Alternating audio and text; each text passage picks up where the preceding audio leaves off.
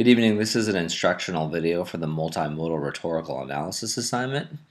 This assignment is going to take those elements of rhetorical analysis that you've completed in the last two assignments and combine them with a visual element. This is going to be a type of writing and composing that's going to be much more authentic in the world that we're preparing you to go into work, the world that you're going to create in, where not only are you writing text, but you're also going to be incorporating visual and sometimes even videos with movement to complement what you are writing. You read in Everyone's an Author, pages 570 to 590, about designing what you write. And in your more advanced writing classes, you're going to get into more of these features, but this assignment is going to give you a chance to demonstrate adding visual cues or adding visual elements to things that you write. So the first thing is you're going to take a written rhetorical analysis and you're going to demonstrate the rhetorical message and movement and purpose in a Prezi presentation.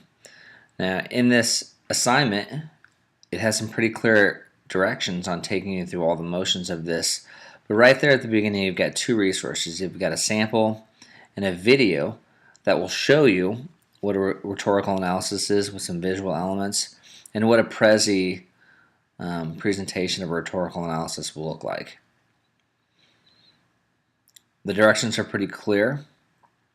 If you want, they give you some other speech options you can use, and they're going to be very clear about how to use Prezi, and there are some tutorials there on just the different ins and outs of the program. Here's some language that you need to pay attention to in the instructions about focal points and zooming in and zooming out. And Prezi is, for those of you that are familiar with it, some people have said that it's like a PowerPoint presentation that moves around. With a PowerPoint presentation, you think of slides. And with that in mind, you have these slides and things that need to happen in your presentation. In the instructions, I go through and I give you instructions for every slide and examples. And when it comes all together, it's going to look like this. This is the sample that you have available to you, and I'm going to show you what it will look like. All right, let's back up here for a moment. So you are instructed to make a title slide, and it's going to kind of set up the topic, the speaker. And then you're going to get into the basics that you'd seen in the introduction to a rhetorical analysis essay, where you're going to analyze the relationship between the author, the subject, and the audience.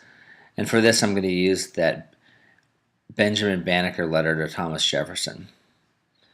Now you can see it moves around. One of the most powerful elements of a Prezi is you create on a large backdrop. And for any rhetorical piece, the larger backdrop is going to be the author's purpose and the context. So as you can see in your Prezi presentation, that is going to be the largest element.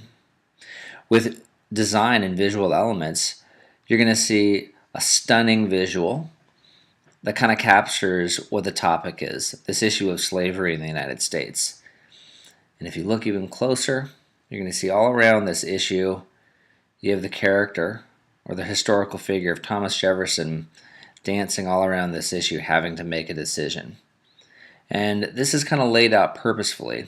But the thing I want to draw your attention to, and one of the things you're going to see in the instructions, is that the larger backdrop must capture the context and the purpose, because that is the larger backdrop for any rhetorical situation when someone's trying to communicate a message.